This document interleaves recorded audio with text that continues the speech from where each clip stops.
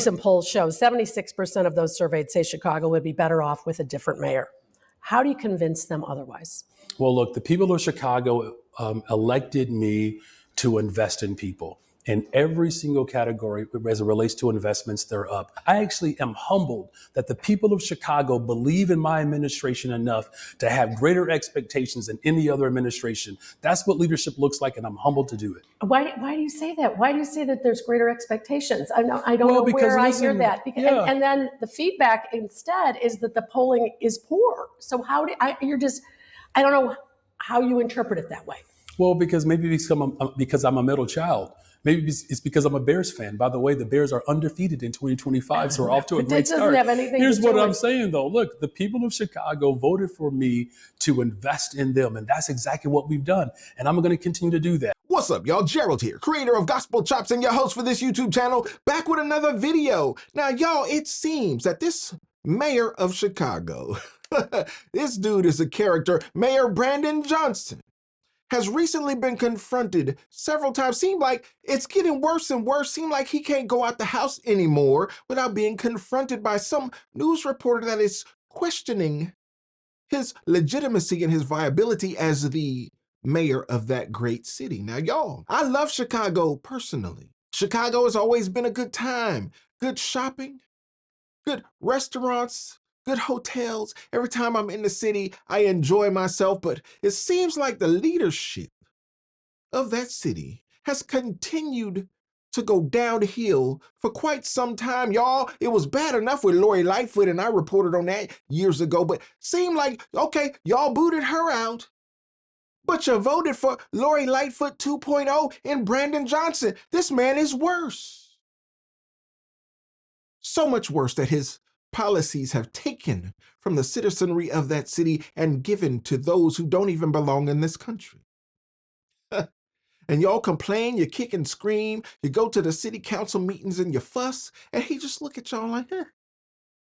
He doesn't care. He is not invested in the city such that he is wedded to the citizenry. He don't care. He gonna raise your taxes, your property taxes, your gas taxes, your sales taxes. He gonna raise it all for his benefit. And it seems like in recent reports, they may have uncovered that he is still wedded to the Chicago Teachers Union.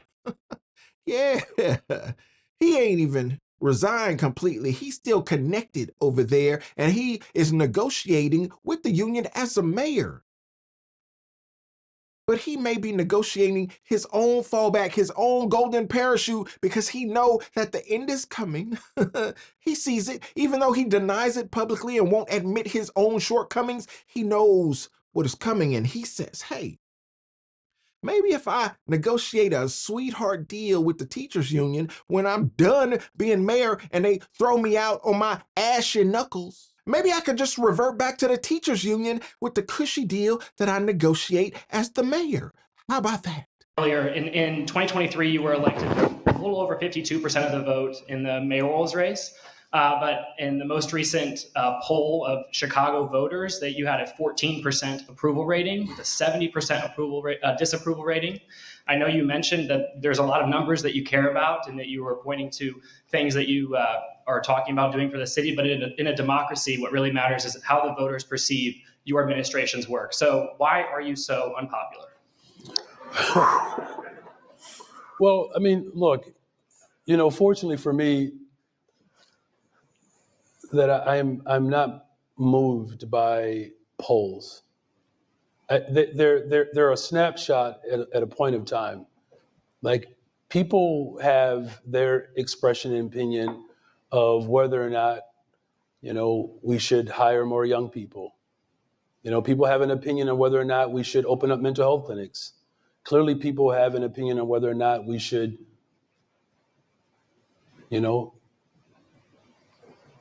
stay to international and national law. That people have those opinions, and, I can say this emphatically. I was elected to build a better, stronger, safer Chicago. And I will stop at nothing to ensure that happens. Y'all, this man is a con man. And I hate that the people of Chicago would elect a man like this, but I understand deep blue politics. Being in California myself, I understand how it could be that perhaps the citizenry of Chicago didn't vote for this at all.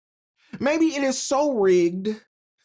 Maybe it is so gerrymandered. Maybe it is so set up that no matter how y'all vote, they're going to put in who they want. Maybe he's not elected, but selected. Maybe that's the case. But his policies certainly don't help the people of Chicago.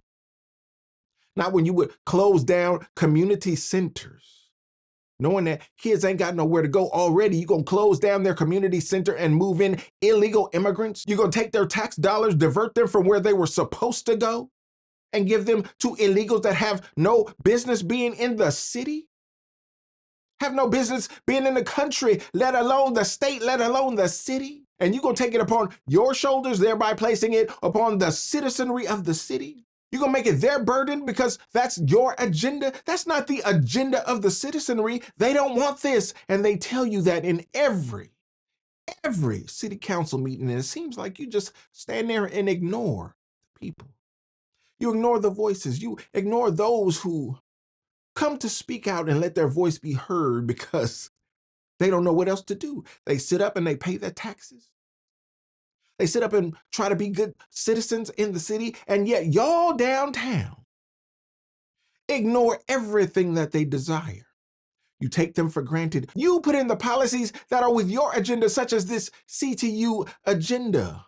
No, the people see through you, bruh. You're not going to get away with this one. Not without it being exposed. Now we see that the media is coming out and speaking against you. They're calling you out on your foolishness because they see what's going on with this mismanagement of their great city. The controversy over Mayor Brandon Johnson's status with the Chicago Teachers Union has taken a new turn.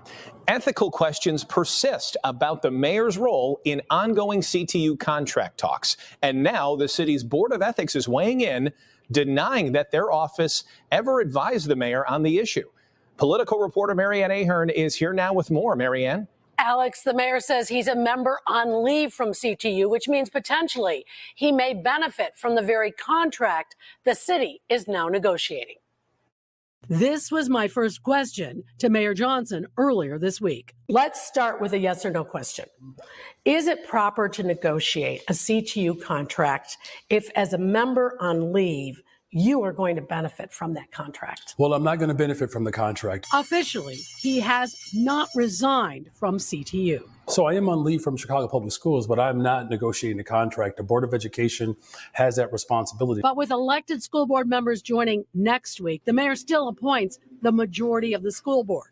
While the mayor's team suggested they were advised there were no ethical concerns, Steve Berlin, the executive director of the City Board of Ethics, denies he was ever asked for advice on the mayor's union status. Berlin tells NBC5, quote, "The Board of Ethics was not asked about on-leave arrangements with the CTU or CPS under the city's governmental ethics ordinance and has issued no opinions addressing this issue." William Quinlan is CPS CEO Pedro Martinez's attorney. If he is on leave with the Chicago Teachers Union and has a relationship with the Chicago Teachers Union, he's on one side of the table and Chicago Public Schools is on the other. Shortly after the mayor took office in June of 2023, Ben Felton, the CPS chief talent officer, said in a memo about the mayor's CTU status, he was, quote, concerned that could be a potential conflict of interest for the mayor to be an employee of an organization that he was overseeing. Because at the end of the day, what we all want, as good public servants, what anyone wants is the best deal here. David Greising with the Better Government Association. The question for the mayor is, why do you need to maintain that status? How do you benefit? How does the city benefit? Could you imagine, y'all, a mayor so bad, a mayor so inept, a mayor so corrupt that he would leave his connections to the Chicago Teachers Union in place? Just say, hey, I'm going to sign off for a minute. I'm not going to disconnect. I'm just going to suspend my membership just for a little piece so I can run over here and be mayor.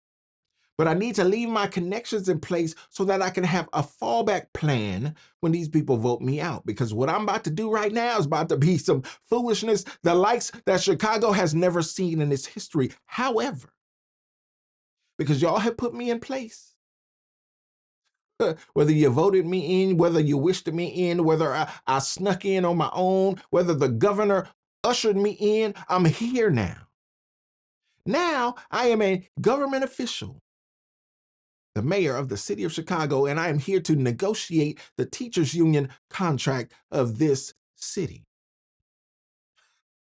Don't matter that our kids can't read at grade level. Don't matter that our kids can't do math at grade level. Don't matter that our kids are losing in our public schools. We are negotiating a sweetheart deal for this teachers union, and I am a part of it. Well, at least I used to be. I signed off for a little piece so I can come over here and do this business. But while I'm over here, I still got myself attached to the other side. So how is it that I can be the mayor of Chicago and negotiate with myself, with my own interests on that other side? Y'all gonna let this happen? Shout out to the media voices that are pointing these things out and trying to shine light on it. This man don't care.